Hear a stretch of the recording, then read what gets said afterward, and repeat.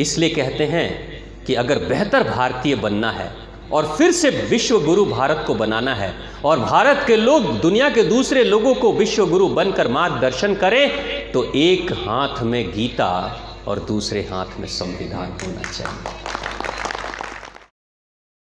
धीरे धीरे भारत जब स्वस्थ होगा तो लक्ष्मी जी हमारे पास रहेगी, क्योंकि भारत में 70% कंपनियां विदेशी हैं। आप गैस की भी दवाई खाते हैं ना, तो किसी दूसरे देश को अमीर बनाते हैं। गैस की भी दवाई खाते हैं, अगर डायबिटीज़ की दवाई खा रहे हैं तो आप किसी देश को अमीर बना रहे हैं। 70% कंपनियां विदेशी हैं। आप स्वस्थ होंगे तो विदेशों में जो जाने वाला पैसा है वो आपके पास पैसा रहेगा। और दूसरा, एक घर का नाला है जो बाहर बहता है, जहाँ से लक्ष्मी जी बह जाती है, वो नाला है लड़ाई और झगड़ों का। जिस घर में लड़ाई झगड़े होते हैं, सास बहू की लड़ाई, भाई भाई की लड़ाई, बाप बेटे की लड़ाई, वहाँ पे धीरे धीरे केस मुकदमे होते हैं और अंत में घर का पैसा, घर की लक्ष्मी जी चली जाती है बाहर। होता है ना।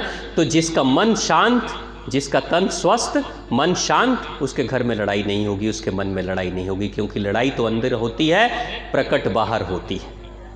आज का समय बड़ा शुभ है।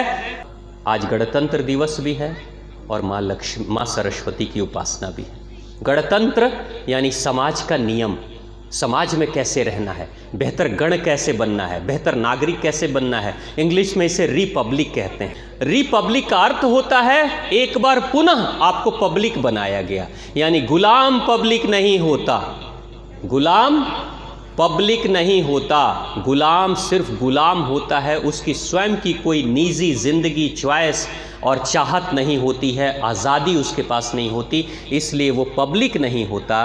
पब्लिक बनाया जाता है जब संविधान लागू किया जाता है, और संविधान का जब पालन कोई करता है तब जाकर पब्लिक होता है। इसलिए अंग्रेजी में उसको रिपब्लिक कहते हैं, लेकिन भारत में उसको संविधान कहते हैं। संविधान का मतलब समान रूप से जो विधान एक साथ सबके लिए कार्य करता है तो उसको संविधान कहते हैं। यानी सबके लिए एक ही नियम जब कार्य कर रहा है तो उसको संविधान कहते हैं। अब जरा सोचिए, बस 2 से 3 साल पहले, 2 साल पहले की बात है, जब कश्मीर हमसे अलग था, 370 धारा लागू था, जब झंडा अलग था, वहाँ का मुख्यमंत्री भी अलग था, वहाँ की सोच भी अलग थी, उनका अपना निजी संविधान था, तो भारत का संविधान कहाँ था? कश्मीर में जब तक 370 धारा था, जब तक वो धारा थी, तब तक कश्मीर भारत के साथ समान रूप से संविधान का पालन नहीं कर रहा था। पहली बार कश्मीर से लेकर कन्याकुमारी तक भारत का संविधान एक ही है।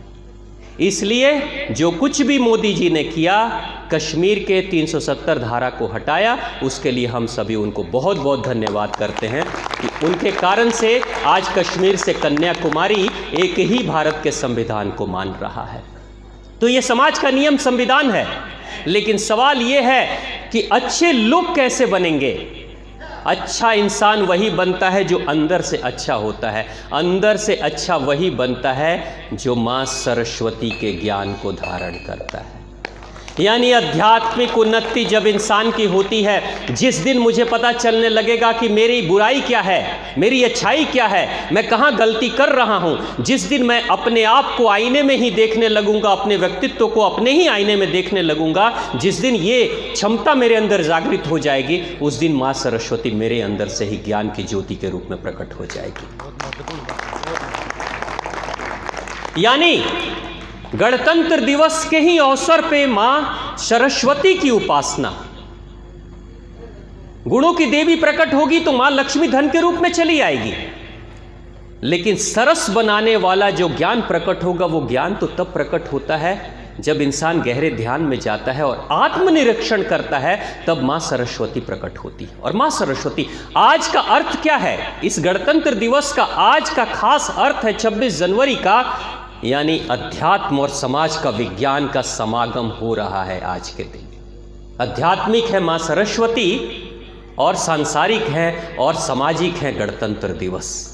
इसलिए कहते हैं कि अगर बेहतर भारतीय बनना है और फिर से विश्व गुरु भारत को बनाना है और भारत के लोग दुनिया के दूसरे लोगों को विश्व गुरु बनकर मार्गदर्शन करें, तो एक हाथ में गीता और दूसरे हाथ में संविधान होना चाहिए। गीता वो है जो इंसान के आत्मनिरीक्षण का मार्ग बताती है।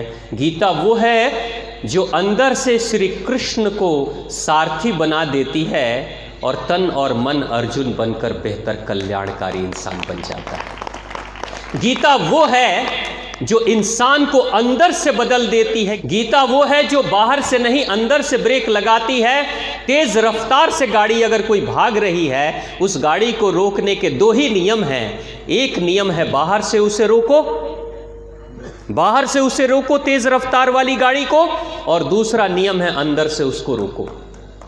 जो बाहर का नियम है वही संविधान का नियम है कि कानून के दायरे में उसे बांधो और उसे रोकने की कोशिश करो, वो संविधान का नियम है। लेकिन गीता का नियम है खुद ड्राइवर बनकर ब्रेक लगा दो अंदर से, बहुत आसानी से गाड़ी रुक जाती है।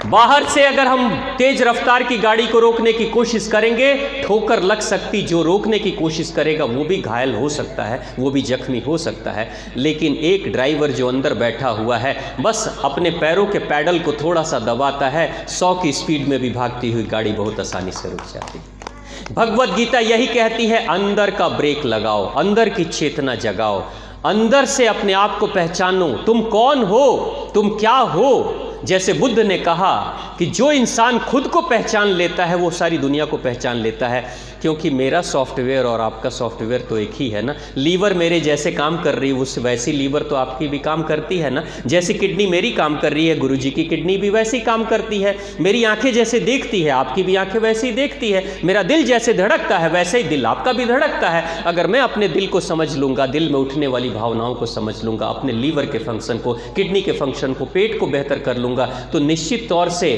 दूसरे लोगों का लीवर कैसे काम कर रही है ये भी तो पता चलेगा ना, किडनी कैसे काम कर रही पता चलेगा ना, हार्ट में, दिल में कैसे भावनाएं उठती हैं इसका पता चलेगा। इसलिए बुद्ध ने कहा कि जो अपने आप को जान लेता है पूरी दुनिया को जान लेता है। तो अपने आप को जानने की कला गीता सिखाती है, लेकिन समाज में बेहतर इंसान बनाने की कला संविधान सिखाता है। इसलिए आज 26 जनवरी को, 2023 के 26 जनवरी को गणतंत्र दिवस मनाते हुए बेहतर गण बनने की कला भगवत गीता में सिखाया जाता है। इसलिए माँ सरस्वती भी हमारे साथ हैं और भारत का गणराज्य भी हमारे साथ है। तो आप सभी को मैं बहुत बहुत शुभकामनाएं गणतंत्र दिवस का दे रहा हूं, और साथ में माँ सरस्वती के प्राकट्य दिवस पे आपके अंदर माँ सरस्वती ज्योति के रूप में, ज्ञान के रूप में, विद्वता के रूप में प्रकट हों, यही मेरी हार्दिक इच्छा है, यही मेरी कामना है। आप सभी के चरणों में मैं नमन वंदन करता हूँ, मेरा प्रणाम स्वीकार करें। एक बार जोरदार भारत माता की जय के साथ में उद्घोष करेंगे। प्रेम से बोलिए भारत माता की जय, भारत माता की जय, भारत माता की जय। वंदे मातरम, वंदे मातरम, वंदे मातरम।